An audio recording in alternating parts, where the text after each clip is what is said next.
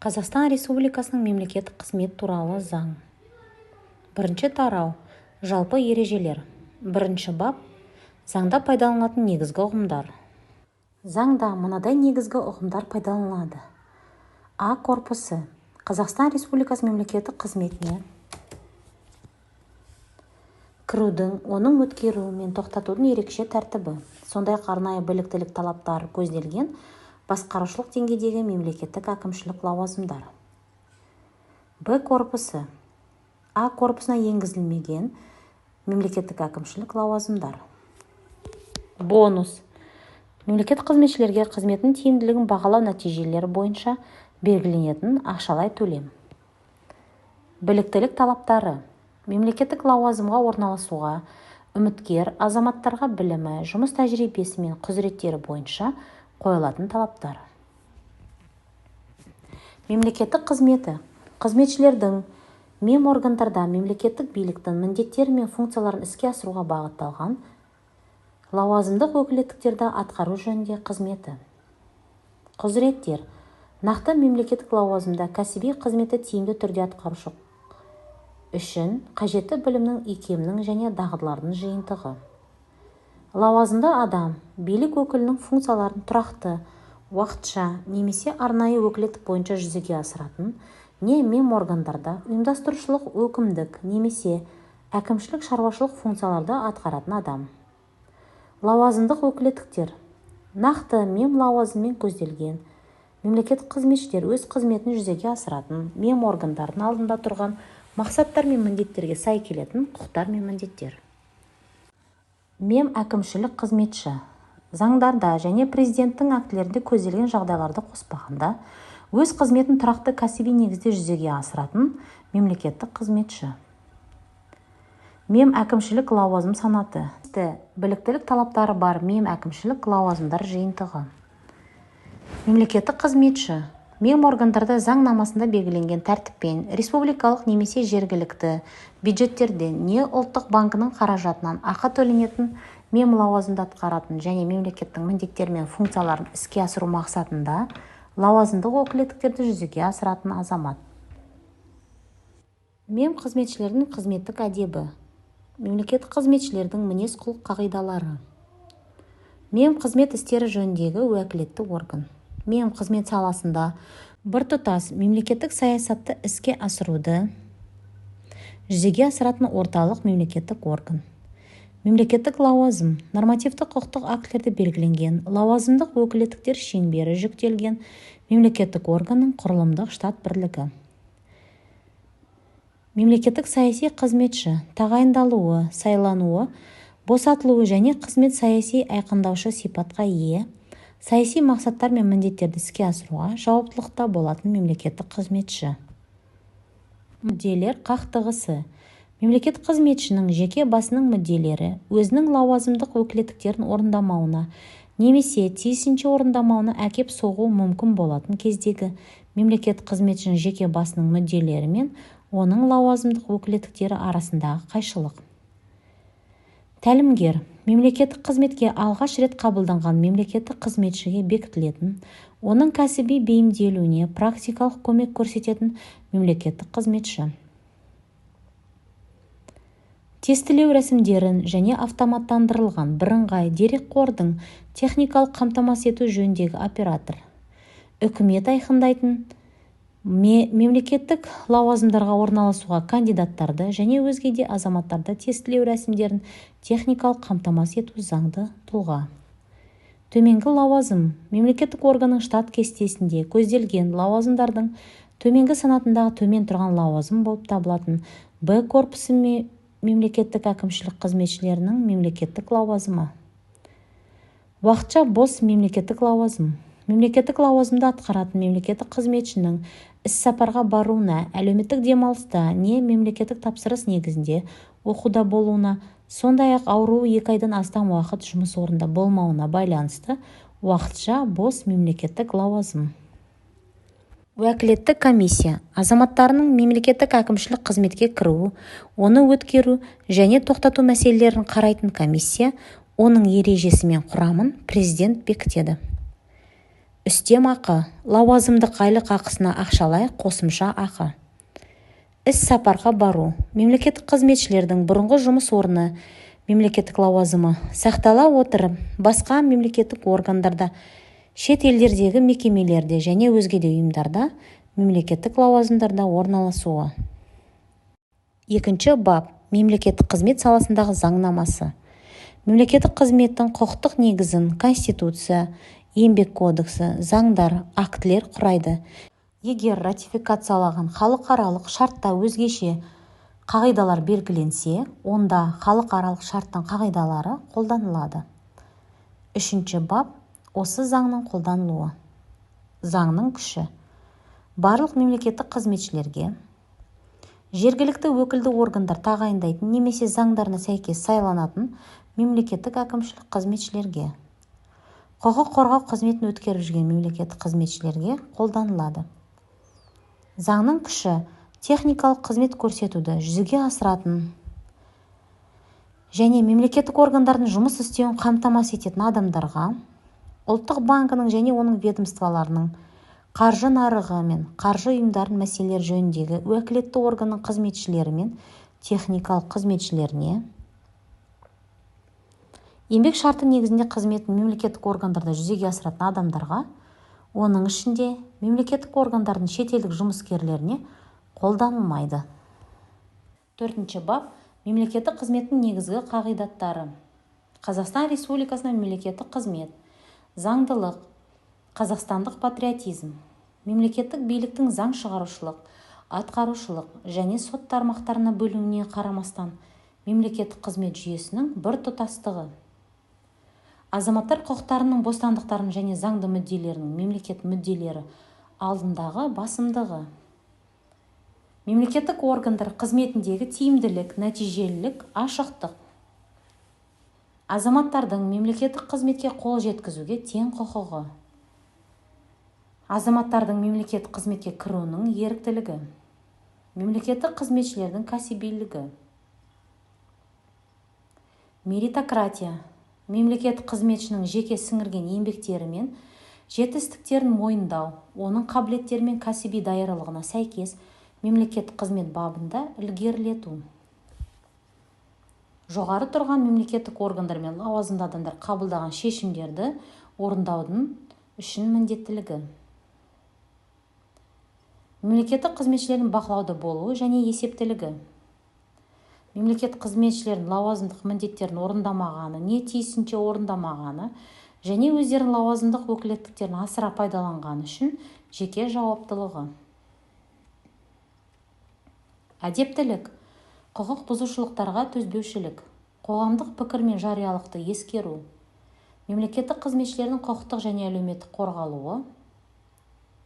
Мемлекеттік қызметшілерді лауазымдық міндеттерін үлгілі атқарғаны, мінсіз мемлекеттік қызметі. Мемлекеттік органдарда саяси партияларының ұйымдарын құруға жол берілмейді. Бесінші бап. Уәкілетті орган. Мемлекеттік қызмет істер жөніндегі органдардың бірыңғай жүйесін уәкілетті орган, оның аумақтық бөлімшелері, уәкілетті органға ведомстволық бағынысты ұйымдар құрайды. Уәкілетті орган мемлекеттік қызмет саласындағы заңнаманы жетілдіру жөнінде ұсыныстар әзірлейді. Мемлекеттік әкімшілік лауазымдар санаттарына қойылатын үлгілік біліктілік талаптарын әзірлейді және бекітеді. Мемлекеттік қызмет персоналы жөніндегі автоматтандырылған бірыңғай дерекқорды қалыптастыру бойынша жалпы үйлестіруді қоса алғанда мемлекеттік лауазымдарына мониторинг жүргізеді. Тестілеу тәртібін, бағдарламаларын және оны ұйымдастыруды, сондай-ақ тестілеу нәтижелеріне шағым жасау тәртібін айқындайды. Мемлекеттік саяси және әкімшілік қызметшілер лауазымдарының тізілімін президентке бекітуге ұсынады. Мемлекеттік қызметшілерді мемлекеттік органдарға сапарға жіберу тәртібін әзірлейді. Мемлекеттік қызметшілердің жұмыс өтілін есептеу тәртібін әзірлейді. Жыл сайын мемлекеттік қызметтің жағдайы туралы ұлттық баяндаманы қалыптастырады және президентке ұсыну үшін үкіметке енгізеді. Мемлекеттік органдардың қайта даярлау және олардың біліктілігін арттыру мәселелері жөнінде қызметін үйлестіреді. мемлекеттік қызмет саласындағы заңнаманы сақтауын, әдепті сақтауын, мемлекеттік қызметтер көрсету сапасын, мемлекеттік бақылауды жүзеге асырады. Мемлекеттік әкімшілік лауазымға орналасуға арналған конкурстарды өткізу тәртібін айқындайды. Заңды және нормативтік құқықтық актілерін бұзып қабылдаған шешімдердің күшін жою туралы лауазымды адамдар мемлекеттік органдарға ұсыныстар енгізеді. Мемлекеттік органдарға мемлекеттік қызмет мәселелері бойынша тексеру нәтижелерінде анықталған бұзушылықтарды жою туралы өз құзыреті шегінде қаралуы міндетті ұсынулар енгізеді. Мемлекеттік органдарда персоналды басқару тиімділігін бағалауды жүзеге асырады. Мемлекеттік органдардың немесе лауазымды адамдардың мемлекеттік қызмет саласындағы заңнамасын бұзу, сондай-ақ қызметтік әдепті сақтау мәселелері бойынша әрекетсіздігі мен шешімдеріне жеке және заңды тұлғалардың шағымдарын қарайды. Уәкілетті органның облыстарда, республикалық маңызы бар қалаларда, Астанада әдеп жөніндегі кеңестері болады. Олар туралы ережені президент бекітеді. Уәкілетті органның және оның аумақтық бөлімшелерінің шешімдері бұйрықтар нысанында ресімделеді.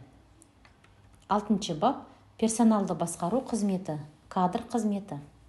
Персоналды басқару қызметі, кадр қызметі өз құзыреті шегінде мемлекеттік органның құрылымдық бөлімшелерінің мемлекеттік қызмет саласындағы заңнамасын орындау жөніндегі қызметін үйлестіреді. Тәртіптік, конкурстық және кадр мәселелері жөніндегі өзге де комиссиялардың қызметін ұйымдастырады. Мемлекеттік әкімшілік қызметшілердің жұмысын бағалауды жүргізу, конкурстық іріктеу, қызмет бабында ілгерілету, қызметтік тергеу тексеру, тәртіптік жауаптылыққа тарту, қызметтен шығару рәсімдерін сақтауын қамтамасыз етеді. Мемлекеттік қызметшілердің тағылымдамадан өтуін, тәлім алуын, жұмысын бағалауды, оларды даярлауды, қайта даярлауды және біліктілігін арттыруды ұйымдастырады.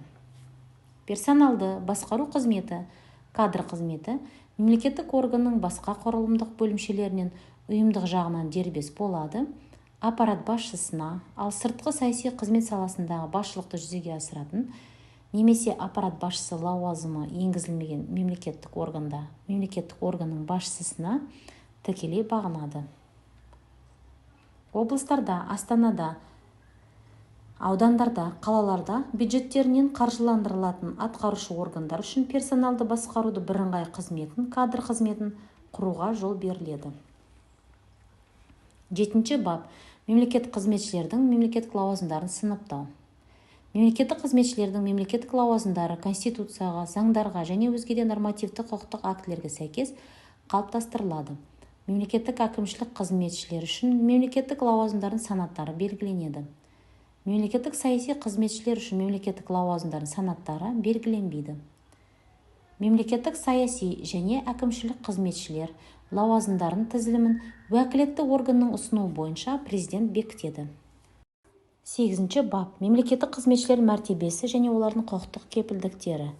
Мемлекет қызметшінің мәртебесі заңдарында белгіленген мемлекет қызметте болуына байланысты шектеулері бар азамат ретінде мемлекеттік қызметшінің жалпы құқықтарын, бостандықтары мен міндеттерін, сондай-ақ мемлекеттік қызмет ерекшеліктеріне негізделген құқықтарын, міндеттері мен жауаптылығын қамтиды. Азаматтар мемлекеттік қызметші мәртебесіне мемлекеттік қызмет саласындағы заңнамада белгіленген тәртіппен мемлекеттік лауазымға тағайындалған немесе сайланған кезден бастап ие болады және мемлекеттік қызметті тоқтатқан кезден бастап одан айырылады. 9 бап. Мемлекеттік қызметшілердің негізгі құқықтары. Мемлекеттік қызметшінің азаматтарға Конституцияда және заңдарда кепілдік берілетін құқықтары мен бостандықтарын пайдалануға, өзіне мәлім болған, дайындалып жатқан, жасалатын немесе жасалған сыбайлас жемқорлық, құқық бұзушылық жағдайлар туралы жоғары тұрған басшының немесе және мемлекеттік орган басшылығының және немесе уәкілетті мемлекеттік органдардың назарына жеткізген жағдайда заңнамаға сәйкес құқықтық және өзге де қорғалуға. Еңбегінің қорғалуына, денсаулығын сақталуына, қауіпсіз және тиімді жұмыс істеу үшін қажетті еңбек жағдайларына, әлеуметтік және құқықтық қорғалуға. Басшыдан мемлекеттік лауазымға сәйкес міндеттерді және лауазымдық өкілеттіктер көлемін дәл айқындап беруді талап етуге. Жеке басының қадір-қасиетінің құрметтелуіне, өзіне әділ және құрметпен қарым-қатынас жасалуына, даярлануға, қайта даярлануға және біліктілігін арттыруға. Біліктілігі, құзыреттері, қабілеті, сіңірген еңбегі және өзінің лауазымдық міндеттерін адал орындауы ескеріле отырып, мемлекеттік қызмет бабында ілгерілетілуге. Мемлекеттік қызметшінің пікірінше, негізсіз айып тағылған жағдайда қызметтік тергеп-тексеруді талап етуге. Сыбайлас жемқорлық құқық бұзушылық үшін не мемлекеттік қызметке кір келтіретін тәртіптік теріс қылық үшін оның жауаптылығын қарау жағдайларын қоспағанда мемлекеттік қызметтен өз қалауы бойынша шығарылуға. Зейнетақымен және әлеуметтік қамсыздандырылуға. Жоғары тұрған мемлекеттік органдар мен лауазымды адамдарға мемлекеттік қызметті жетілдіру жөніндегі ұсыныстарды енгізуге құқығы бар. 10 бап мемлекеттік қызметшілердің негізгі міндеттері. Мемлекеттік қызметшілер Конституцияны және заңнаманы сақтауға, мемлекеттік қызметшінің антын қабылдауға, азаматтар мен заңды тұлғалар құқықтарының, бостандықтары мен заңды мүдделерінің сақталуын және қорғалуын қамтамасыз етуге, олардың өтініштерін қарауға және олар бойынша қажетті шаралар қабылдауға. Лауазымдық өкілеттіктерін жүзеге асыру кезінде саяси партиялардың, қоғамдық және діни бірлестіктердің қызметінен бейтарап және тәуелсіз болуға. Қызметтік тәртіпті сақтауға. Заңдарда белгіленген шектеулерді сақтауға. Қызметтік әдепті сақтауға. Басшылардың бұйрықтары мен өкімдері, жоғары тұрған органдар мен лауазымды адамдардың шешімдері мен нұсқаулары орындауға. Мемлекеттік меншіктің сақталуына қамтамасыз етуге, өзіне сеніп тапсырылған мемлекеттік меншікті қызметтік мақсаттарда ғана пайдалануға. Өздеріне мәлім болған сыбайлас жемқорлық, құқық бұзушылық жағдайлары туралы өздері жұмыс істейтін мемлекеттік орган басшылығының және немесе құқық қорғау органдарының назарына дереу жеткізуге. Өздеріне мәлім болған, дайындалып жатқан, жасалатын немесе жасалған сыбайлас жемқорлық, құқық бұзушылық жағдайлар туралы жоғары тұрған басшының немесе мемлекеттік орган басшылығының және немесе уәкілетті мемлекеттік органдар назарына дереу жеткізуге. Бағынысты мемлекеттік қызметшілер тарапынан сыбайлас жемқорлық құқық бұзушылықтардың алдын алуға. Лауазымдық міндеттерін тиімді атқару үшін өзінің кәсіби деңгейі мен біліктілігін арттыруға. Мемлекеттік органның ақпараттық ресурстары мен жұмыс процесінде ақпараттық қауіпсіздікті қамтамасыз етуге міндетті. 11 бап мемлекеттік органдардың басшылары болып табылатын мемлекеттік саяси қызметшілердің және облыс, республикалық маңызы бар қалалар және астана әкімдерінің негізгі функциялары. Мемлекеттік саяси қызметшілердің функционалдық міндеттері заңдарда және президенттің актілерінде, тиісті мемлекеттік орган туралы ережеде және міндеттердің бөлінуінде айқындалады. Мемлекеттік саяси қызметшілердің негізгі функциясы болып табылады мемлекеттік орган мақсаттарын, тиісті аумақты дамыту мақсаттарын айқындау, мемлекеттік саясатты тұжырымдауға, айқындауға және іске асыруға ықпал ететін шешімдерді қабылдау, шетелдік дипломатиялық өкілдіктердің басшыларымен өзара іс-қимыл жасау, парламентте мемлекеттік органдар, ұйымдарда мемлекеттік орган атынан өкілдік ету, мемлекеттік жоспарлау жүйесі құжаттарының және де өзге де жобалардың сапалы орындалуын және оларды тиімді іске асыру үшін бақылауды қамтамасыз ету. 12 бап орталық мем органдар аппараттары және облыстар, республикалық маңызы бар қалалар және астана әкімдері аппараттары басшыларының өкілеттіктері. Орталық мемлекеттік органдардың аппараттарын тиісті орталық мемлекеттік органның басшысы, лауазымға тағайындайтын және лауазымнан босататын аппарат басшылары басқарады. Орталық мемлекеттік органдар аппараттары басшыларының өкілеттіктеріне мемлекеттік органға жүктелген мақсаттардың іске асырылуын ұйымдастыру, өз құзыреті шегінде мемлекеттік органдар құрылымдық бөлімшелерінің қызметін ұйымдастыру, үйлестіру және бақылау. Мемлекеттік органның, оның ведомстволары мен олардың аумақтық бөлімшелерінің қызметін материалдық, техникалық, ұйымдық, құқықтық және қаржылық қамтамасыз етуді ұйымдастыру. Мемлекеттік органның штат санын орталық мемлекеттік органның басшысымен келісілгеннен кейін бекіту. Орталық меморганның стратегиялық жоспарын іске асыру жөніндегі жұмысты ұйымдастыру. Қажет болған кезде мемлекеттік органның перспективалық, жылдық және 90-дық жұмыс жоспарларын бекіту, олардың іске асырылуын қамтамасыз ету. Орталық мемлекеттік органның басшысымен келісу бойынша орталық меморганның департаменттер мен дербес басқармаларының басшылары лауазымдарына тағайындау және босату. Орталық мемлекеттік органның жұмыскерлері лауазымдарына тағайындау және босату. Мемлекеттік органның тәртіптік және конкурстық комиссиялардың қызметіне жалпы басшылықты жүзеге асыру. Қызметтік тәртіптің сақталуын бақылауды жүзеге асыру. Мемлекеттік органның мемлекеттік қызметшілерінің тәртіптік жауаптылығы мәселелерін шешу. Мемлекеттік қызметшілерін іс-сапарға жіберу, демалыс, материалдық көмек, даярлау, қайта даярлау, біліктілігін арттыру, көтермелеу, үстемақылар төлеу мәселелерін шешу. Мемлекеттік органның мемлекеттік сатып алу саласындағы жалпы басшылықты жүзеге асыру. Мемлекеттік саяси қызметшілер қабылдаған шешімдердің орындалу барысын бақылау. Өзіне жүктелген қызметтік міндеттерді орындау үшін аппарат басшысы жеке дара қолданылатын құқықтық актілер қабылдауға құқылы. Құқық қорғау органдарының аппараттары басшыларының өкілеттіктерін олардың бірінші басшылары айқындайды. 13-ші бап. Мемлекеттік қызметте болуға байланысты шектеулер. Мемлекеттік қызметші өкілді органның депутаты болуға, педагогтық, ғылыми және өзге де шығармашылық қызметті қоспағанда, басқа да ақы төленетін қызметпен айналысуға, кәсіпкерлік қызметпен айналысуға, оның ішінде коммерциялық ұйымды басқаруға тікелей қатысу құқылы емес. Бұл ретте мемлекеттік қызметшілер бағалы қағаздардың ұйымдастырылған нарығында ашық және аралық инвестициялық пай қорлардың пайларын, облигацияларды, бағалы қағаздардың ұйымдастырылған нарығында коммерциялық ұйымдардың акцияларын сатып алуға және өткізуге құқылы.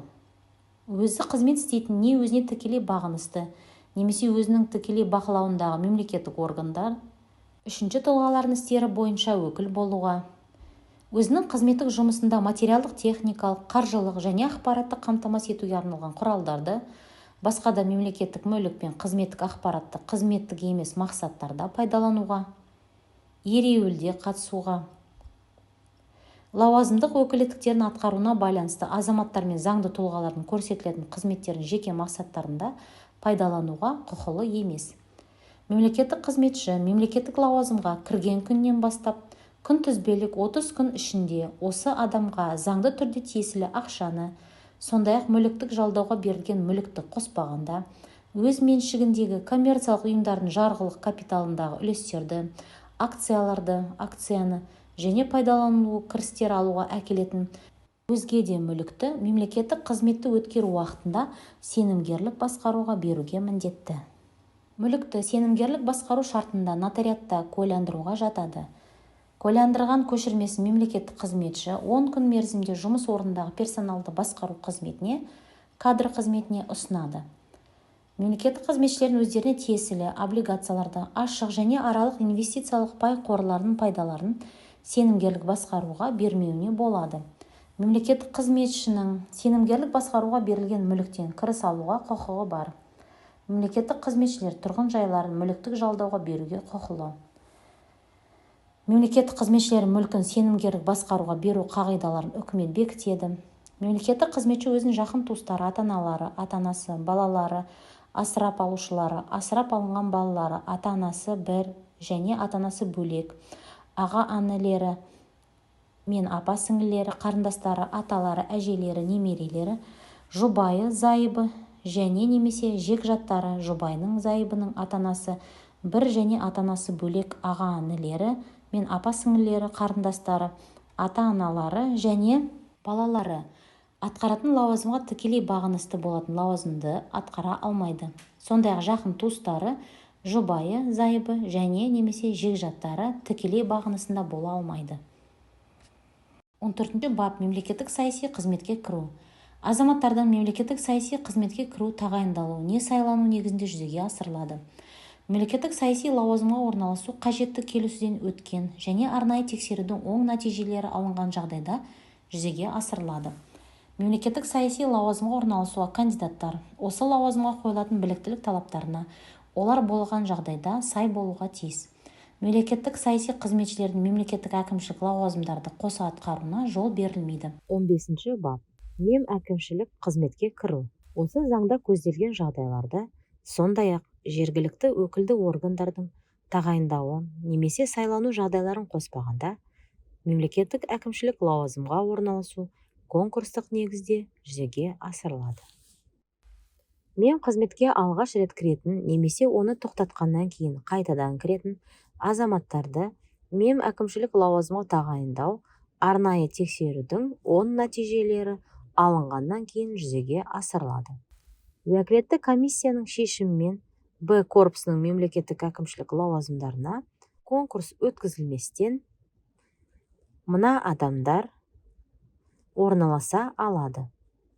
Өз өкілеттіктерін кемінде 6 ай орындап жүрген қызметтегі судьялар, парламент депутаттары, тұрақты негізде жұмыс істейтін мәслихат депутаттары, мемлекеттік саяси қызметшілер, халықаралық қызметшілер.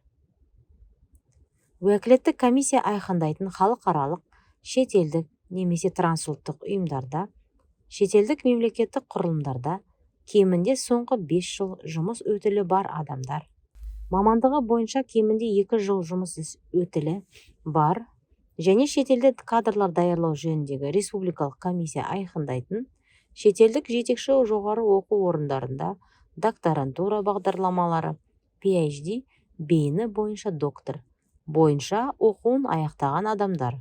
Уәкілетті комиссия айқындайтын республикалық маңызы бар ірі квазимемлекеттік сектор субъектілерінде бірінші басшы лауазымын немесе бірінші басшыдан кейін келесі төмен тұрған лауазымды кемінде 2 жыл атқарып жүрген немесе атқарған адамдар. Президенттік жастар кадр резервіне алынған адамдар. А корпусының әкімшілік қызметшілері Б корпусының әкімшілік лауазымдарына уәкілетті органмен келісу бойынша конкурс өткізілместен орналаса алады. Аудандық маңызы бар қала, ауыл, кент әкімдері өкілеттік мерзімі аяқталғаннан кейін 1 жыл ішінде Б корпусының әкімшілік лауазымдарына уәкілетті органмен келісу бойынша конкурс өткізілместен орналаса алады.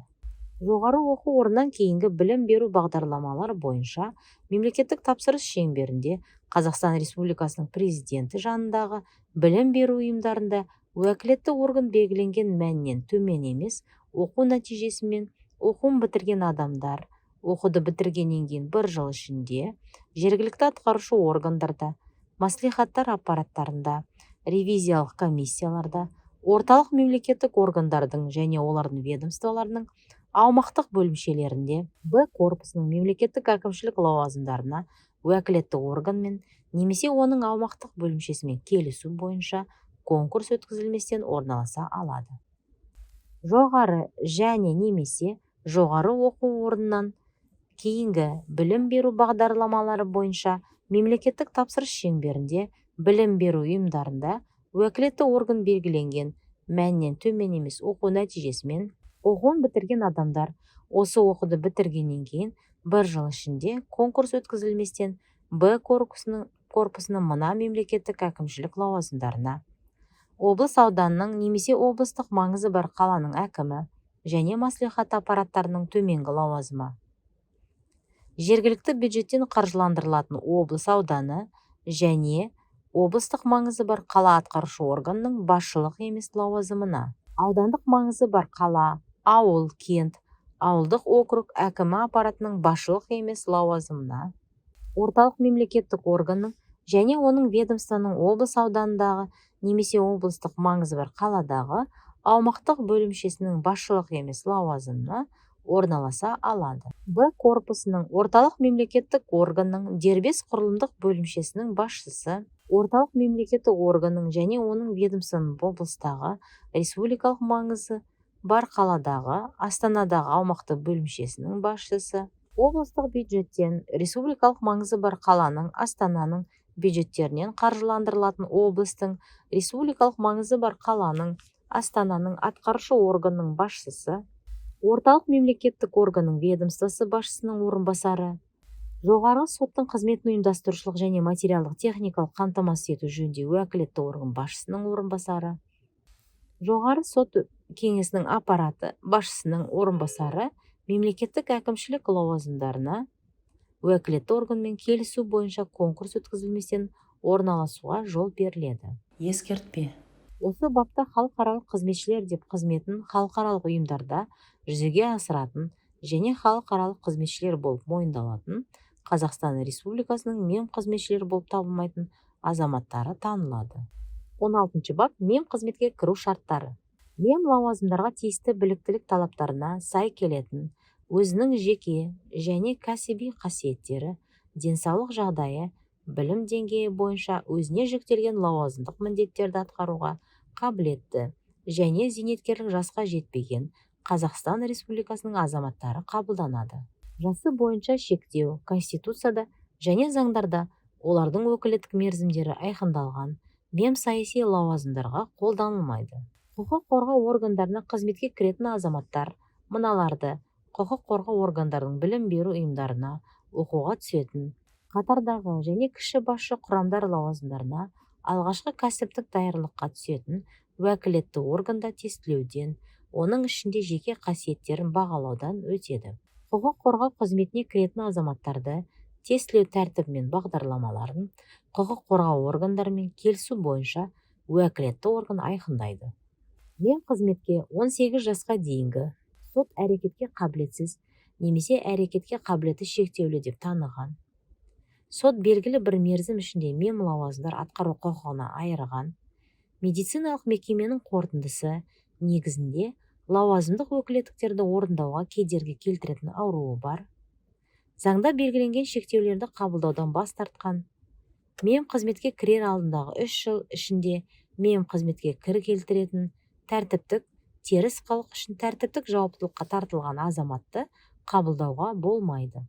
Мемқызметке кірер алдындағы 3 жыл ішінде сыбайлас жемқорлық, құқық бұзушылық жасаған үшін әкімшілік жаза қолданылған, сыбайлас жемқорлық қылмыс жасаған, мемқызметке кіру уақытында заңда белгіленген тәртіппен өтелмеген немесе алынбаған сотталғандығы бар, қылмыстық топтың құрамында қылмыс жасаған, заңдарда көзделген өзге де жағдайларда қабылдауға болмайды. Мемқызметке кіретін адамдар мен олардың жұбайлары, зайыптары, активтері мен міндеттемелері туралы декларацияны мемлекеттік кіріс органдарына тапсырады. Мемқызметке кірген адамдар мен олардың жұбайлары, зайыптары, жеке тұлғалардың декларацияларын мемлекеттік кіріс органдарына тапсыруға міндетті.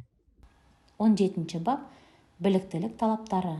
Мемлекеттік әкімшілік лауазымдарға орналасуға үміткер азаматтар белгіленген біліктілік талаптарына сай болуға тиіс. Жекелеген мемлекеттік саяси лауазымдарға президенттің шешімімен біліктілік талаптары белгіленуі мүмкін. А корпусының мемлекеттік әкімшілік лауазымдарына қойылатын арнайы біліктілік талаптарын президент бекітеді. Б корпусының мемлекеттік әкімшілік лауазымдарына қойылатын біліктілік мемлекеттік орган мен оның құрылымдық бөлімшелері қызметінің негізгі бағыттары, мемлекеттік әкімшілік қызметшілердің лауазымдық өкілеттіктері ескеріліп әзірленеді. Б корпусының мемлекеттік әкімшілік лауазымдарына қойылатын үлгілік біліктілік талаптарын уәкілетті орган бекітеді. 18 бап мемлекет қызметке кіру кезінде қабылданатын шектеулер. Мемлекеттік қызметке қабылдану кезінде азаматтар өздерінің лауазымдық өкілеттіктерін және соған негізделген беделін жеке басының топтық және өзге де қызметтік емес мүдделерді пайдалануға алып келуі мүмкін әрекеттерді болғызбау мақсатында өзіне шектеулерді қабылдайды.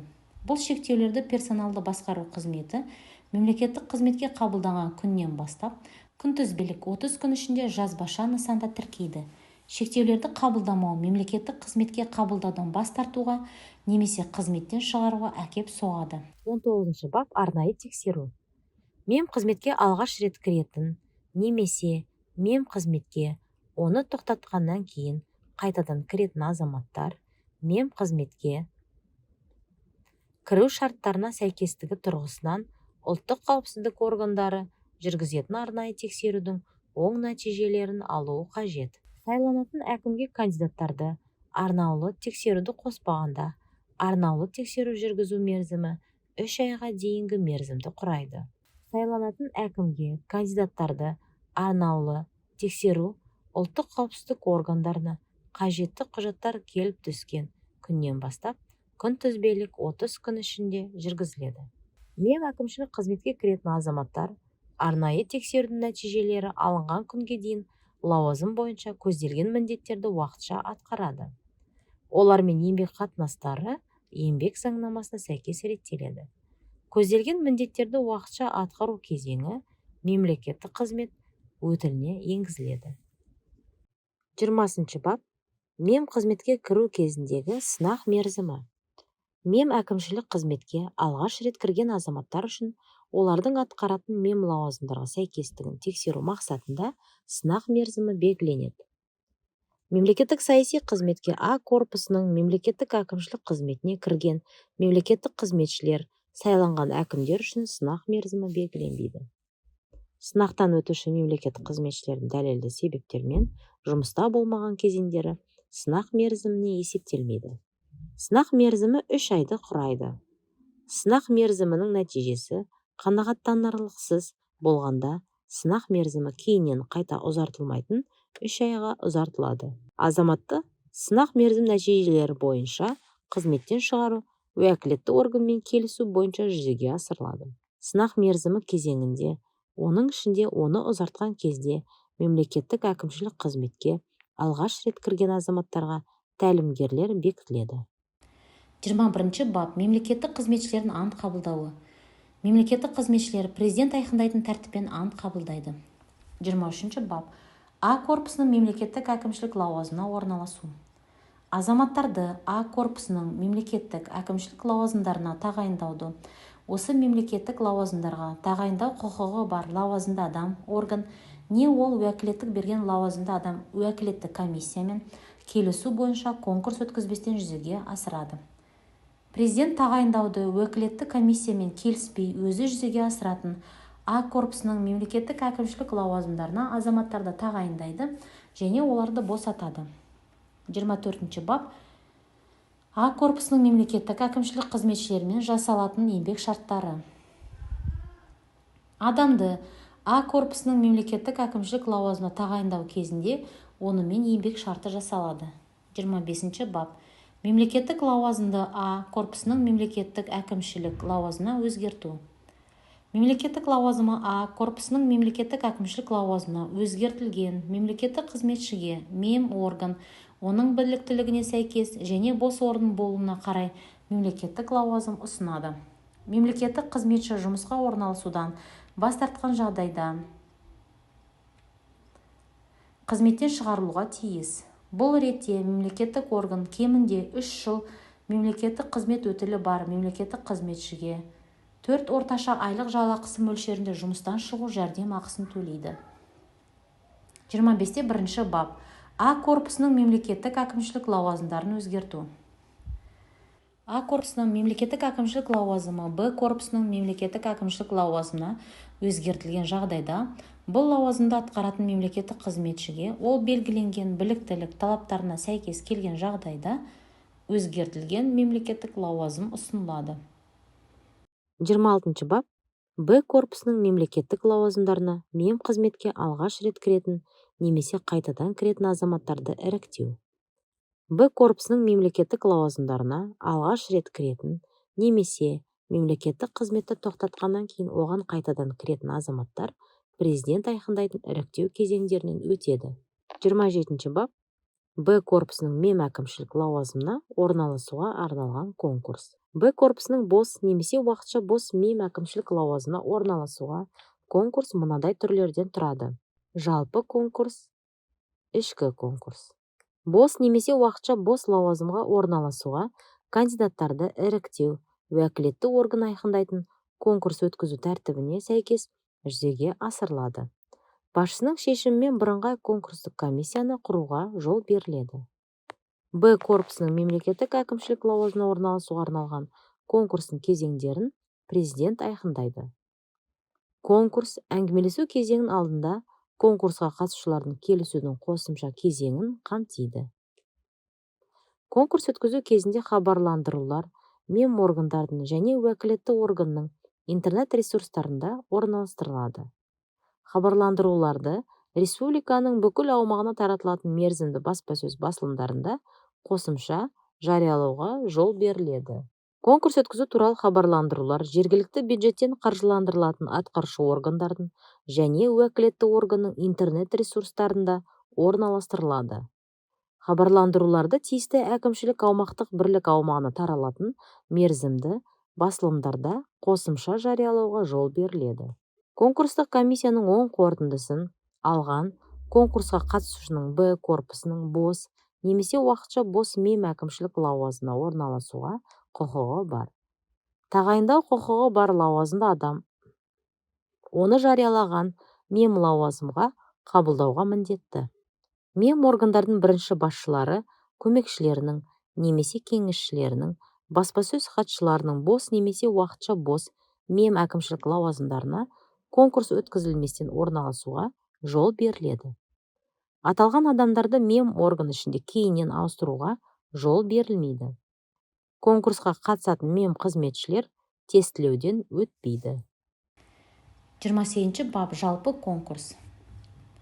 Жалпы конкурс Б корпусының бос немесе уақытша бос болып табылатын төменгі мемлекеттік әкімшілік лауазымына орналасу үшін өткізіледі. Жалпы конкурсқа қатысуға тест рәсімдерінен алдын ала өткен және уәкілетті орган белгілеген мәндерден төмен емес нәтижелері бар азаматтар жіберіледі.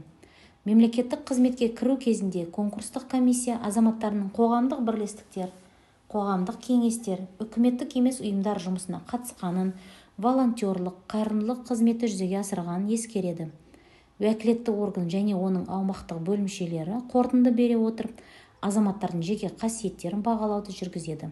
Азаматтардың жеке қасиеттерін бағалау нәтижелерін конкурстық комиссия шешім қабылдау кезінде ескереді. 29 бап ішкі конкурс. Б корпусының бос немесе уақытша бос мемлекеттік әкімшілік лауазымына орналасу үшін мемлекеттік орган осы мемлекеттік органның мемлекеттік қызметшілері арасында ішкі конкурс өткізеді. Оған оның ведомствосының аумақтық бөлімшелерінің мемлекеттік қызметшілері қатысуға құқылы. Конкурстық комиссияның немесе бірыңғай конкурстық комиссияның оң қорытындысын алған конкурсқа қатысушылар болмаған кезде жалпы конкурс өткізіледі. Мемлекеттік орган құрылған кезде ішкі конкурс өткізілмейді. 30 бап мемлекеттік лауазымға тағайындау. Мемлекеттік лауазымдарға тағайындауды және босатуды лауазымдық өкілеттіктеріне сәйкес осындай құқығы бар адам не өзіне осындай өкілеттіктер берілген өзге де лауазымды адам жүзеге асырады. Персоналды басқару қызметтері, кадр қызметтері мемлекеттік қызметшілерге қызметтік тізімді толтырады. Мемлекеттік қызметшіге мемлекеттік лауазым мен лауазымдық өкілеттіктерін растайтын құжат болып табылатын қызметтік куәлік беріледі. 31 бап лауазымдық нұсқаулықтар. Қызметшілердің лауазымдық өкілеттіктері және жауаптылығы біліктілік талаптары негізінде айқындалады және лауазымдық нұсқаулықтарда көрсетіледі. Лауазымдық нұсқаулықтарды мемлекеттік лауазымға тағайындау және босату құқығы бар лауазымды адам бекітеді және олардың орындалуы мен лауазымға жүктелетін нақты функциялар тізбесін қамтиды. 32 бап жұмыс уақыты. Мемлекеттік қызметшілердің жұмыс уақытының еңбек заңнамасына сәйкес айқындалады. Мемлекеттік қызметшілер үшін 2 демалыс күні бар, 5 күндік жұмыс аптасы белгіленеді. Шұғыл күні бұрын болжанбаған жұмыстарды орындау үшін мемлекеттік қызметшілер жұмыс уақытынан тыс істелетін жұмысқа, демалыс және мереке күндеріндегі жұмысқа тартылуы мүмкін. 33 бап мем қызметшілердің жұмысын бағалау. Мем қызметшілер жұмысының тиімділігі мен сапасын айқындау мақсатында олардың жұмысын бағалау жүргізіледі. Мем қызметшілердің жұмысын бағалаудың нәтижелері бонустарды төлеу, көтермелеу, оқыту, ротациялау, мем лауазым төмендету не қызметтен шығару жөніндегі шешімдерді қабылдауға негіз болып табылады. Мем саяси қызметшілердің жұмысын бағалауды президент айқындайтын уәкілетті адам орган жүргізеді. Жоғары сот кеңесі хатшысының, жоғары сот кеңесі аппараты басшысының қызметін бағалауды жоғары сот кеңесінің төрағасы жүргізеді. А корпусының мем әкімшілік қызметшісінің қанағаттанарлықсыз бағасы уәкілетті комиссиямен келісу бойынша онымен жасалған еңбек шартын бұзуға негіз болып табылады. Б корпусының қызметшісінің қанағаттанарлықсыз баға алуы оның мем лауазымын төмендетуге әкеп соғады. 34 бап. Мемлекеттік қызметшілерді оқыту. Мемлекеттік қызметшілерді оқыту, мемлекеттік қызметшілерді даярлауды, қайта даярлауды және олардың біліктілігін арттыруды қамтиды. Мемлекеттік қызметшілерді даярлау, жоғары оқу орнынан кейінгі білім беру бағдарламалары бойынша академиялық және ғылыми дәреже алуға арналған оқу процесі. Мемлекеттік қызметшілерді қайта даярлау, қосымша кәсіби білім алуға арналған оқу курстары. Мемлекеттік қызметшілердің біліктілігін арттыру, олардың құзыретін жетілдіруге арналған оқыту семинарлары. Мемлекеттік әкімшілік қызметшілер 3 жылда бір реттен сиретпей біліктілігін арттырудан өтеді. 35 бап. Көтермелеу. Мемлекеттік қызметшілерді көтермелеу, лауазымдық міндеттерін үлгілі орындағаны, мінсіз мемлекеттік қызметі, ерекше маңызды және күрделі тапсырмаларды орындағаны және жұмыстағы басқа да жетістіктері үшін, сондай-ақ олардың жұмысын бағалаудың нәтижелері бойынша қолданылады. Мемлекеттік қызметшілерге мынадай көтермелеулер қолданылуы мүмкін: бір жолға ақшалай сыйақы беру, алғыс жариялау, бағалы сыйлықпен марапаттау, грамотамен марапаттау, құрметті атақ беру. Көтермелеудің өзге де нысандары, оның ішінде ведомстволық наградалармен марапаттау. Мемлекеттік қызметшілерді ерекше еңбек сіңіргені үшін мемлекеттік наградалармен марапаттауға ұсынуға болады. 36 бап. Мемлекеттік қызметшілердің тағылымдамасы. Мемлекеттік қызметшілердің тұрақты жұмыс орнынан тыс жерде кәсіби білім алу мен тәжірибе жинақтау мақсатында мемлекеттік органдардың жолдамасы бойынша олардың тағылымдамасы өткізіледі. 37 бап. Мемлекеттік қызмет бабында ілгерілету. Мемлекеттік қызметшілерді мемлекеттік қызмет бабында ілгерілету олардың біліктілігі, құзыреттері, қабілеті, сіңірген еңбегі және өзінің қызметтік міндеттерін адал орындауы ескеріліп жүзеге асырылады. Мемлекеттік органда мемлекеттік қызмет бабында ілгерілеу мемлекеттік органның штат кестесінде көзделген жоғары тұрған мемлекеттік лауазымдарға сатылап көтеріліп орналасуды көздейді. Мемлекеттік қызметшіге оның қызметтік әдеп нормаларын бұзғаны, не мемлекеттік қызметке кір келтіретін тәртіптік теріс қылық жасаған үшін алынбаған тәртіп жазасы болған кезде ауысу тәртібімен, сондай-ақ конкурстардың қорытындылары бойынша мемлекеттік лауазымға орналасуына жол берілмейді. 38 бап. Міндеттерді уақытша жүктеу. Қызметтік қажеттілікке байланысты мемлекеттік қызметшіге атқаратын мемлекеттік лауазымнан босатпай, басқа мемлекеттік лауазым міндеттері уақытша жүктелуі мүмкін. Басшылардың міндеттерін 3 айдан аспайтын кезеңге уақытша жүктеуге жол беріледі. Бұл ретте мемлекеттік органдардың бірінші басшылардың көмекшілері мен кеңесшілеріне басшылық мемлекеттік лауазым міндеттері жүктелмейді. Мемлекеттік қызметшіге мемлекеттік лауазымдарды уақытша қоса атқарғаны және уақытша болмаған мемлекеттік қызметшінің міндеттерін атқарғаны үшін қосымша ақы белгіленеді. 39 бап. Мемлекеттік қызметшілердің мемлекеттік органдарына, шетелдегі мекемелеріне және өзге де ұйымдарға сапарға баруы. Мемлекеттік қызметшілер мемлекеттік органдардың алдына қойылған міндеттерді орындау мақсатында мемлекет органдарына, шет елдердегі мекемелеріне, халықаралық және өзге де ұйымдарға олардың бірінші басшыларымен келісу бойынша іс-сапарға жіберілуі мүмкін. 40 бап. Мемлекеттік қызметшілердің әскери қызметке шақырылуы. Мемлекеттік қызметшілер мерзімді әскери қызметке шақырылған жағдайда оларға мерзімді әскери қызмет кезеңінде жалақысы сақталмайтын демалыс беріледі және олардың жұмыс орны, лауазымы сақталады. 41 бап. Мемлекеттік қызметшілерді ротациялау. Мемлекеттік қызметті өткеру кезінде кәсіби әлеуеттің неғұрлым тиімді пайдалануын қамтамасыз ету мақсатында мемлекеттік қызметшілерді ротациялау жүзеге асырылады. Мемлекеттік саяси және А корпусының мем әкімшілік қызметшілерін ротациялау деп, оларды тиісінше бос немесе уақытша бос мем саяси және А корпусының мем лауазымдарына не мемлекеттік саяси мен А корпусының мемлекеттік әкімшілік қызметшілері арасындағы лауазымдық орнын ауыстырулар түсініледі.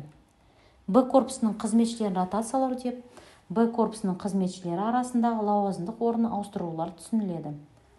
Басқа жерге ротациялау кезінде мемлекеттік әкімшілік қызметшілер қызметтік тұрғын жаймен қамтамасыз етіледі. 42-ші бап. Мемлекеттік органды құру кезеңінде азаматтарды жұмысқа қабылдау.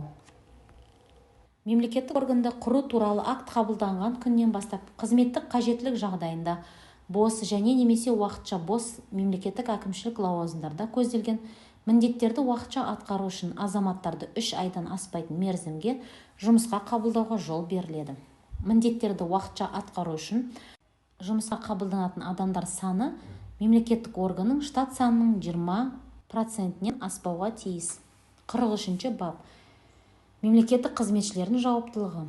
Мемлекеттік қызметшілер өздерінің қызметтік міндеттерін орындамағаны немесе тиісінше орындамағаны үшін заңдарға сәйкес азаматтық, құқықтық, тәртіптік, әкімшілік, қылмыстық жауаптылықта болады. Мемлекеттік қызметші атқару үшін алынған өкімнің құқыққа сыйымды екеніне күмәнданған кезде ол жөнінде өзінің тікелей басшысына және өкімді берген басшыға жазбаша нысанда дереу хабарлауға тиіс. Лауазымы бойынша жоғары тұрған басшы осы өкімді жазбаша түрде растаған жағдайда, егер оны орындау қылмыстық жазалануға тиіс әрекеттерге әкеп соқпайтын болса, мемлекеттік қызметші оны орындауға міндетті. Мемлекеттік қызметшінің құқыққа сыйымсыз өкімді орындауының салдарлары үшін осы өкімді растаған басшы жауапты болады. Мемлекеттік қызметшілердің мемлекеттік орган өздеріне қатысты қабылдаған шешімдер мен әрекеттерге жоғары тұрған лауазымды адамдарға, уәкілетті органға немесе оның аумақтық бөлімшелеріне немесе сотқа шағым жасауға құқығы бар. Мемлекеттік органдардың бірінші басшылары, дербес құрылымдық бөлімшелердің басшылары, лауазымдарын атқаратын мемлекеттік қызметшілер өздеріне тікелей бағынысты мемлекеттік қызметшілердің сыбайлас жемқорлық қылмыстар жасаған үшін тәртіптік жауаптылықта болады. 44-ші бап. Тәртіптік теріс қылықтар және жазалар. Мемқызметшінің тәртіптік теріс қылығы, бұдан әрі теріс қылық. Мемқызметшінің өзіне жүктелген міндеттерді құқыққа қайшы түрде, кінәлі түрде орындамауы, немесе тиісінше орындамауы, лауазымдық өкілеттіктерін асыра пайдалануы, қызметтік тәртіп пен қызметтік әдепті бұзуы, сол сияқты мемқызметте болуға байланысты шектеулерді сақтамауы. Теріс себептермен қызметтен шығаруға алып келетін тәртіптік теріс қылық жасаған адамдарды өз еркімен қызметтен шығару, адамдарды құқыққа сыйымсыз тағайындау және немесе мем әкімшілік лауазымдардан адамдарды құқыққа сыйымсыз босату, мем әкімшілік қызметшілерге тәртіптік жазаларды құқыққа сыйымсыз қолдану, тест тапсырмаларының және өзге де конкурстық сұрақтардың мазмұнын жария ету, мүдделер қақтығысын болғызбау және реттеу жөніндегі шараларды қасақана қабылдамау, бағынысты мем қызметшілердің сыбайлас жемқорлық, құқық бұзушылықтар жасауын алдын алу жөніндегі лауазымдық міндеттерді орындамау немесе тиісінше орындамау да тәртіптік теріс қылықтар деп танылады. Тәртіптік теріс қылық жасаған үшін мем қызметшілерге мынадай жаза түрлері қолданылады. Ескерту, сөгіс, қатаң сөгіс, қызметке толық сәйкес еместігі туралы ескерту, өз қызметін сайлану кезінде жүзеге асыратын мемлекеттік қызметшілерді қоспағанда мемлекеттік лауазымын төмендету, атқаратын мем лауазымынан шығару. Мем лауазым төмендету түрінде тәртіптік жаза уақытша бос мем лауазымды қоспағанда кез келген төмен тұрған бос мем лауазым болған және мем қызметші осы мем лауазымға белгіленген біліктілік талаптарға сай келген кезде қолданылады. Мем лауазым төмендету конкурстық рәсімдер өткізілмей жүзеге асырылады. Қызметіне толық сәйкес еместігі туралы ескерту түрінде тәртіптік жаза, мем лауазым төмендету түрінде тәртіп жазаны қолдану мүмкін болмаған кезде қолданылады. Тәртіптік жазаны лауазымдық өкілеттіктеріне сәйкес осындай құқығы бар лауазымды адамдар, орган қолданады. Бірінші тәртіптік жазаны қолдану заңды болған және тәртіптік жаза теріс қылықтың ауырлығына сай келген жағдайда нақ сол теріс қылық үшін қайталап қолдануға болмайды. Облыстарда, республикалық маңызы бар қалаларда, астанада, аудандарда, қалаларда тиісті әкімшілік аумақтық бірліктердің бюджеттерінен қаржыландырылатын атқарушы органдар үшін бірыңғай тәртіптік комиссияны құруға жол беріледі.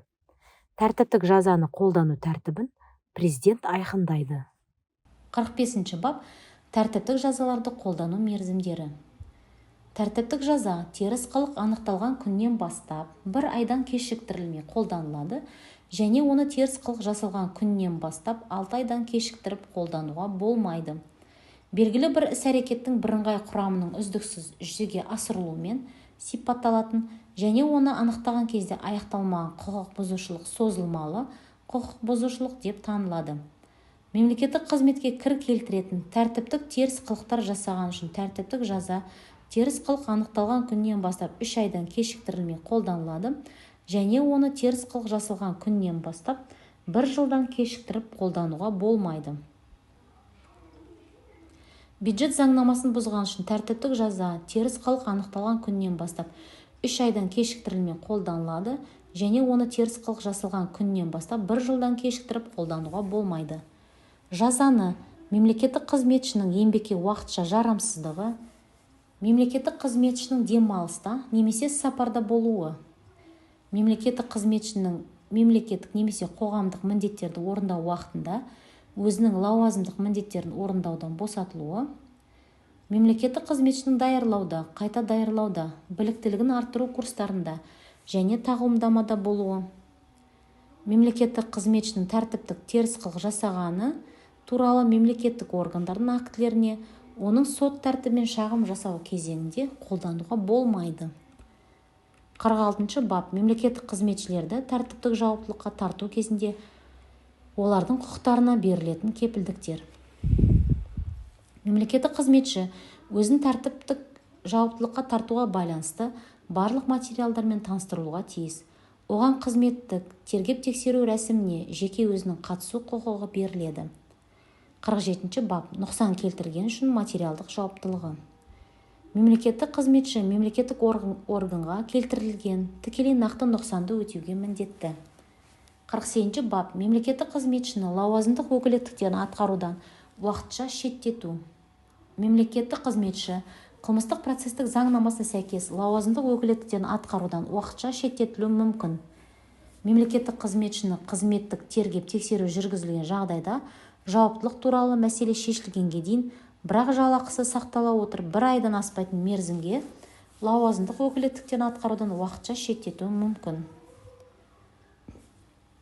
49 бап қызметтік әдепті сақтау бойынша қойылатын талаптар. Мемлекеттік қызметшілер заңдылық қағидатын басшылыққа алуға, мемлекеттік саясатты жақтауға және оны дәйекті түрде іс жүзіне асыруға, өзінің әрекеттерімен мемлекеттік биліктің беделін нығайтуға, мемлекеттік қызметке кір келтіретіндей әрекеттер жасауға жол бермеуге, мемлекеттік қызметке, мемлекетке және оның институттарына, қоғамның сенімін сақтауға және нығайтуға, жалпыға ортақ қабылданған моральдық әдептілік нормаларын сақтауға, мемлекеттік рәміздеріне құрметпен қараудың үлгісі болуға, қарамағындағы мемлекеттік қызметшілерден лауазымдық өкілеттіктерінен тыс тапсырмалар орындауын талап етпеуге, мемлекеттік қызметшілердің қызметтік әдепті бұзуы тәртіптік жауаптылыққа әкеп соғады. Мемлекеттік қызметшілердің қызметтік әдепті сақтауына мониторинг жүргізу мен бақылауды әдеп жөніндегі уәкіл жүзеге асырады. 50 бап мемлекеттік қызметке кір келтіретін тәртіптік теріс қылықтар. Мемлекеттік қызметшілердің мынадай іс-әрекеттері мемлекеттік қызметке кір келтіретін тәртіптік теріс қылықтар болып танылады. Басқа мемлекеттік органдардың, ұйымдардың қызметіне құқыққа сыйымсыз араласуы. Өзінің лауазымдық өкілеттіктерін жеке өзінің не жақын туыстарымен, жекжаттарының материалдық мүдделерін қанағаттандырумен байланысты мәселелерді шешу кезінде пайдалануы. Мемлекеттік қызметке кіру және мемлекеттік қызмет бабында ілгерілету кезінде заңда көзделмеген артықшылықтар беру, тамыр-таныстық, отбасылық жақындық. Шешімдерді дайындау мен қабылдау кезінде жеке және немесе заңды тұлғаларға құқыққа сыйымсыз қолдау көрсетуі. Кәсіпкерлік және кіріс алумен байланысты өзге де қызметті жүзеге асыруда кімге болмасын кез келген жәрдем көрсетуі.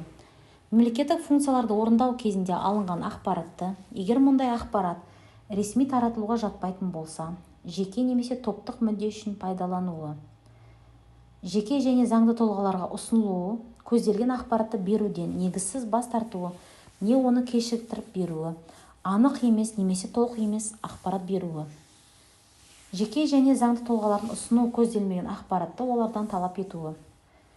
мемлекеттік қаржылық және материалдық ресурстарды жекелеген кандидаттардың сайлау қорларына беруі, ресми адамдардың лауазымдық өкілеттіктерін пайдалана отырып мүліктік пайда, игіліктер не артықшылықтар алу үшін аталған адамдарға сыйлықтарды тарту етуі және қызметтік емес қызметтер көрсетуі, жоғары тұрған немесе төмен тұрған не қызмет немесе жұмыс бабында олармен өзгеше тәуелділікте болатын лауазымды адамдармен ақшалай немесе өзге де мүліктік сипаттағы құмар ойындарға қатысуы, өздерінің мемлекеттік немесе соған теңестірілген функцияларын атқарған үшін өзі оларда тиісті функциялар атқармайтын ұйымдардан, сондай-ақ жеке тұлғалардан ақша көрсетілетін қызметтер түрінде және өзге нысандарда кез келген сыйақыны қабылдауы.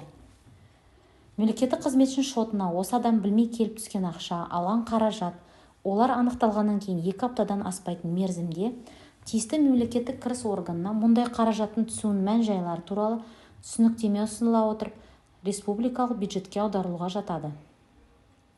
Өздерінің мемлекеттік немесе соған теңестірілген функцияларын атқаруға байланысты қызмет бабында өздеріне тәуелді мемлекеттік қызметшілерден және өзге адамдардан жалпы қамқорлығы немесе қызмет бабында бетімен кетушілік үшін сыйлықтарды немесе көрсетілетін қызметтерді қабылдауы. Мемлекеттік қызметшіге хабардар етілмей келіп түскен, сондай-ақ ол функцияларын атқаруына байланысты алған сыйлықтар, сыйлықтың алынған күннен бастап не мемлекеттік қызметшіге сыйлықтың келіп түскен туралы мәлім болған күннен бастап күнтізбелік 7 күн ішінде мемлекеттік мүлікті басқару жөніндегі уәкілетті органға өтеусіз берілуге жатады. Ал мемлекеттік қызметшіге нақ сондай мән-жайларды көрсетілген қызметтерге қызмет көрсетілген күннен бастап не мемлекеттік қызметшіге қызметтің көрсетілген туралы мәлім болған күннен бастап күнтізбелік 7 күн ішінде ол республикалық бюджетке ақша аудару арқылы ақы төлеуге тиіс.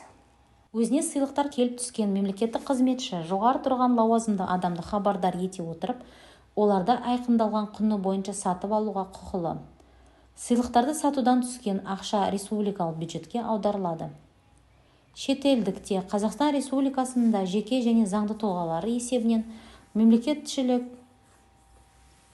және шетелдік туристік емдеу сауықтыру және өзге де сапарларға шақыруларды қабылдауы. Кредиттер, несиелер алуда, бағалы қағаздарды жылжымайтын және өзге де мүлікті сатып алуда Қазақстан Республикасының заңнамасында көзделмеген артықшылықтарды пайдалануы. Мемлекеттік қызметшінің отбасы мүшелері осы адам қызмет бабында солармен байланысты болатын шетелдікте Қазақстан Республикасында жеке және заңды тұлғалар есебінен сыйлықтарды және көрсетілетін қызметтерді, туристік, емдеу сауықтыру және өзге де сапарларға шақыруларды қабылдауға құқылы емес. 51 бап мүдделер қақтығысы. Егер мүдделер қақтығысы орын алған болса, мемлекеттік қызметшінің лауазымдық міндеттерін жүзеге асыруына тыйым салынады. Мемлекеттік қызметші мүдделер қақтығысын болғызбау және реттеу жөніндегі шараларды қабылдауға тиіс. Мемлекеттік қызметші туындаған мүдделер қақтығысы немесе оның туындау мүмкіндігі туралы өзіне белгілі болған сәтте өзінің тікелей басшысын немесе мемлекеттік органның басшылығын ол жөнінде жазбаша түрде хабардар етуге міндетті. Тікелей басшы немесе мемлекеттік органның басшылығы мемлекеттік қызметшінің өтініші бойынша немесе басқа көздерден ақпарат алған кезде мүдделер қақтығысын болғызбау және реттеу жөнінде шараларды уақытылы қабылдауға, оның ішінде мүдделер қақтығысы соған байланысты туындаған немесе туындауы мүмкін мәселе бойынша мемлекеттік қызметшінің лауазымдық өкілеттіктерін атқаруды басқа мемлекеттік қызметшіге тапсыруға, мемлекеттік қызметшінің лауазымдық міндеттерін өзгертуге, мүдделер қақтығысын жою жөніндегі өзге де шаралар қабылдауға тиіс. 52 бап мемлекеттік қызметшілердің сыбайлас жемқорлыққа қарсы мінез-құлқы. Мемлекеттік қызметшілер сыбайлас жемқорлық көріністеріне қарсы тұруға, сыбайлас жемқорлық құқық бұзушылықтарға жол бермеуге тиіс. Мемлекеттік қызметшілер басқа мемлекеттік қызметшілер тарапынан жасалатын сыбайлас жемқорлық құқық бұзушылық фактілерінің жолын кесуге тиіс. Егер мемлекеттік қызметшіде сыбайлас жемқорлық құқық бұзушылық туралы ақпарат болса, Ол мұндай құқық бұзушылықты болғызбау және тоқтату жөнінде қажетті шараларды қабылдауға, оның ішінде жоғары тұрған басшыға, өзі жұмыс істейтін мемлекеттік органның басшылығына, уәкілетті мемлекеттік органдарға жазбаша нұсқауды дереу хабарлауға тиіс. Егер мемлекеттік қызметшіде дайындалып жатқан, жасалатын немесе жасалған сыбайлас жемқорлық құқық бұзушылық туралы ақпарат болса, ол мұндай құқық бұзушылықты болғызбау және тоқтату жөнінде қажетті шараларды қабылдауға, оның ішінде жоғары тұрған басшыға және немесе мемлекеттік органның басшылығына және немесе уәкілетті органдарға жазбаша нысанда дереу ақпарат беруге тиіс. Мемлекеттік қызметші өзін басқа адамдардың сыбайлас жемқорлық құқық бұзушылықтар жасауға көндіру жағдайлар туралы да аталған адамдар мен органдарға жазбаша нысанда дереу хабар беруге міндетті. Мемлекеттік органның басшылығы ақпаратты алған күннен бастап 1 ай мерзімде мемлекеттік қызметшінің мәлімдеулері бойынша шаралар қабылдауға міндетті. Мемлекеттік органның басшылығы сыбайлас жемқорлық жағдайлары туралы хабарлаған мемлекеттік қызметшінің қорғау жөніндегі шараларды қабылдауға міндетті. Мемлекеттік қызметшіге сыбайлас жемқорлық жасады деп жариялы түрде негізсіз айып тағылған кезде, ол 1 ай мерзімде оны теріске шығару жөніндегі шараларды қабылдауға тиіс. 53-ші бап. Мемлекеттік қызметшілердің еңбегіне ақы төлеу. Мемлекеттік қызметшілердің еңбегіне ақы төлеу қызметтік міндеттерін мүлтіксіз және тиянақты атқару үшін жеткілікті материалдық жағдайды қамтамасыз етуге, мемлекеттік органдардың білікті және тәжірибелі кадрлармен жасақталуына ықпалын тигізуге, олардың адал және бастамашыл еңбегін ынталандыруға тиіс. Еңбегіне ақы төлеу мемлекеттік қызметшілер орындайтын жұмысын сипатына, көлеміне және нәтижелеріне байланысты сараланып белгіленеді. Мемлекеттік қызметшілерге еңбек ақы төлеу мемлекеттік бюджет қаражаты есебінен ұсталатын барлық органдардың қызметкерлеріне еңбек ақы төлеудің бірыңғай жүйесіне сәйкес жүзеге асырылады. Мемлекеттік қызметшілердің еңбегіне ақы төлеу республикалық және жергілікті бюджеттердің қаражаты ұлттық банкінің қаражаты есебінен жүргізіледі. 54-ші бап. Мемқызметшілердің демалысы. Мемқызметшілерге 2 лауазымдық айлық ақысы мөлшерінде сауықтыру жәрдемақысы төленіп, ұзақтығы күнтізбелік 30 күнді құрайтын, жыл сайынғы ақы төленетін еңбек демалысы беріледі. Сайланған әкім жоғары тұрған әкімнен келісім бойынша өз актісін шығару арқылы демалысқа кетеді. Қалауы бойынша жыл сайынғы ақы төленетін еңбек демалыстары оларға бөліп берілуі мүмкін. Бұл ретте бір бөлігі демалыс ұзақтығының күнтізбелік 2 аптасынан кем болмауға тиіс. 56-ші бап. Мемлекеттік қызметшілерді әлеуметтік қорғау шаралары. Мемлекеттік қызметшілер тұрғын үй қатынастары туралы заңында және өзге де заңнамасында айқындалатын тәртіппен тұрғын үймен қамтамасыз етіледі. Тұрғын жай жағдайларын жақсартуға мұқтаж мемлекеттік қызметшілерге жеке тұрғын жай құрылысын жер учаскелері беріледі. Мемлекеттік қызметшілер және олармен бірге тұратын отбасы мүшелері медициналық қызмет көрсетуді тиісті мемлекеттік денсаулық сақтау мекемелерінде пайдаланады. Мемлекеттік органның штат кестесі қысқарған кезде қысқартылатын мемлекеттік лауазымды атқаратын мемлекеттік қызметшіге кемінде 3 жыл мемлекеттік қызмет өтілі болған кезде 4 орташа айлық жалақысы мөлшерінде жұмыстан шығу жәрдемақысын төлеу жүргізіледі. Басшылық лауазымдарды атқаратын адамдарды қоспағанда, ауылдық, елді мекендерде жұмыс істейтін және тұратын Б корпусының мемлекеттік әкімшілік қызметшілеріне қосымша әлеуметтік қолдау шаралары көрсетіледі. 59-ші бап. Мемсаяси қызметшілердің мемқызметті тоқтатуы.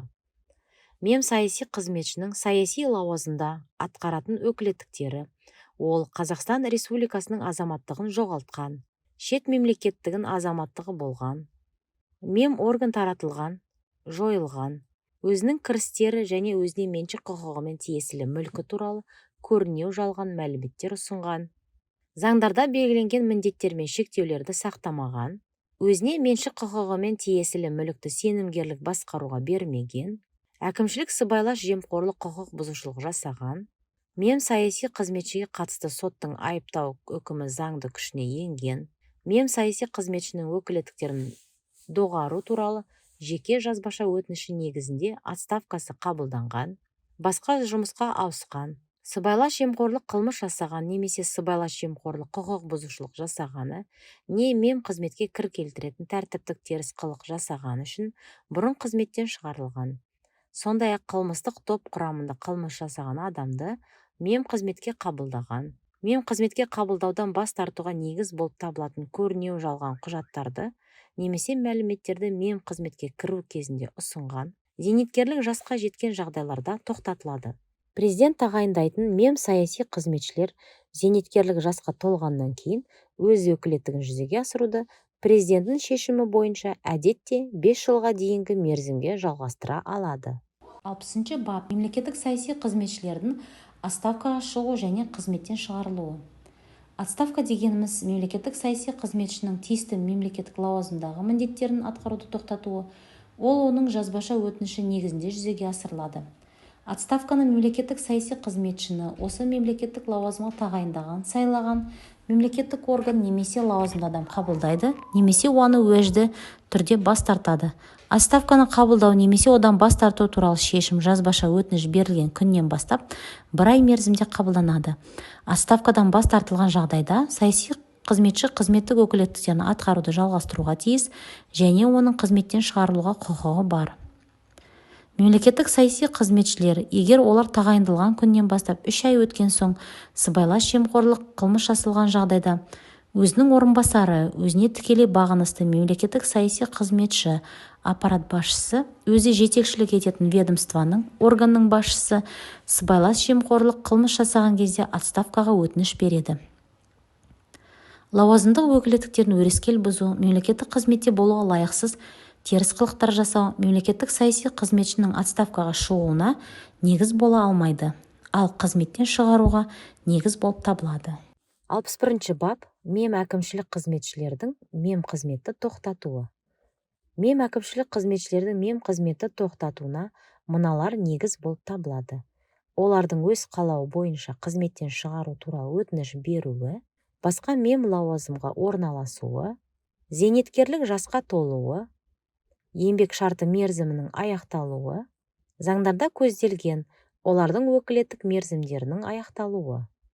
Олар атқаратын лауазымдардың саяси лауазымдарға өзгертілуі. Әкімшілік қызметшілердің өз кірістері мен өзіне меншік құқығымен тиесілі мүлкі туралы көрінеу жалған мәліметтер ұсынуы. Сыбайлас жемқорлыққа қарсы іс-қимыл туралы заңына сәйкес жұмыстан шығаруға алып келетін мемлекеттік қызметшінің шығыстарының өз кірістеріне сәйкес келмеуі. Міндеттерді және шектеулерді сақтамауы. Азаматтығын жоғалтуы. Шет мемлекет азаматтығының болуы. Әкімшілік сыбайлас жемқорлық құқық бұзушылық жасауы. Қылмыс не қасақана қылмыстық теріс қылық жасаған үшін соттың айыпты үкімінің заңды күшіне енуі. Сыбайлас жемқорлық қылмыс жасаған немесе сыбайлас жемқорлық құқық бұзушылық не мемқызметке кір келтіретін тәртіптік теріс қылық жасаған үшін бұрын қызметтен шығарылған, сондай-ақ қылмыстық топ құрамында қылмыс жасаған адамды әкімшілік лауазымға қабылдау.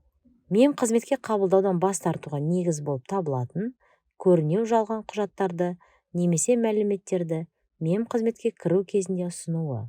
Аттестаттаудың теріс нәтижелері, жұмысын бағалаудың немесе сынақ мерзімінің қанағаттанарлықсыз нәтижелері, мемқызметке кір келтіретін тәртіптік теріс қылық жасауы. А корпусының әкімшілік қызметшілерінің мемқызметті тоқтатуына, лауазымға тағайындау және лауазымнан босату құқығы бар лауазымды адамның органның уәкілетті комиссия ұсынымы негізінде қабылданатын шешімі де негіз болып табылады. Қызметтен шығарумен келіспеген жағдайда мемлекеттік әкімшілік қызметшінің қызметтен шығару туралы шешімге жоғары тұрған басшылық алдында уәкілетті органға немесе оның аумақтық бөлімшелеріне сотқа шағым жасауға құқығы бар. 62 бап. Мемлекеттік қызметке қайта орналастыру. Адамды мемлекеттік қызметке қайта орналастыру, егер оның өтініші соттың акта үкімі күшіне енген не ақтайтын негіздер бойынша қылмыстық істің тоқтатылу туралы қаулы шығарылған кезден бастап 3 ай ішінде берілген болса, өтініш берген күннен бастап 1 ай мерзімнен кешіктірілмей жүргізіледі. Мемлекеттік қызметшілер қызметтен заңсыз шығарылған жағдайда осыған байланысты оларға келтірілген нұқсан олар қызметтен шығарылған мемлекеттік органның есебінен толық көлемде өтелуге тиіс. Бұл кезең мемлекеттік қызмет өтіліне қосылады. 63 бап аттестаттау. Мемлекеттік әкімшілік қызметшілерді аттестаттау президенттің шешімі бойынша өткізіледі. Мемлекеттік әкімшілік қызметшілерді аттестаттауды өткізу үшін құрамына кемінде 5 адам кіруге тиіс аттестаттау комиссиясы құрылады. Аттестаттау комиссиясын төраға басқарады. Аттестаттау қорытындысы бойынша аттестаттау комиссиясы мынадай шешімдердің біреуін қабылдайды. Атқаратын лауазымына сай келеді және лауазым жоғартылуға ұсынылады. Атқаратын мемлекеттік лауазымына сай келеді. Лауазымына сай емес және мемлекеттік лауазым төмендетуге ұсынылады. Лауазымына сай емес және қызметтен шығаруға ұсынылады. Аттестаттау комиссиясының отырысына дәлелсіз себеппен 2 рет келмеген мемлекеттік әкімшілік қызметшілер қызметтен шығарылуға ұсынылады. Аттестаттау қорытындысы бойынша мемлекеттік әкімшілік лауазымын жоғарылату конкурстық рәсімдер өткізілмей жүзеге асырылады. 64 бап мемлекеттік органдарға шетелдік жұмыскерлерді тарту. Мемлекеттік органдар уәкілеттік комиссияның шешімі бойынша шетелдік жұмыскерлерді еңбек заңнамасына сәйкес жұмысқа қабылдай алады. Шетелдік жұмыскерлер мемлекеттік лауазымдарға орналаса алмайды және лауазымды адамдар бола алмайды. Мемлекеттік органдарға жұмысқа қабылдау кезінде шетелдік жұмыскерлер ұлттық қауіпсіздік органдары уәкілетті органмен бірлесе отырып, ұлттық қауіпсіздік органдарының міндеттеріне тексерумен өтуге тиіс.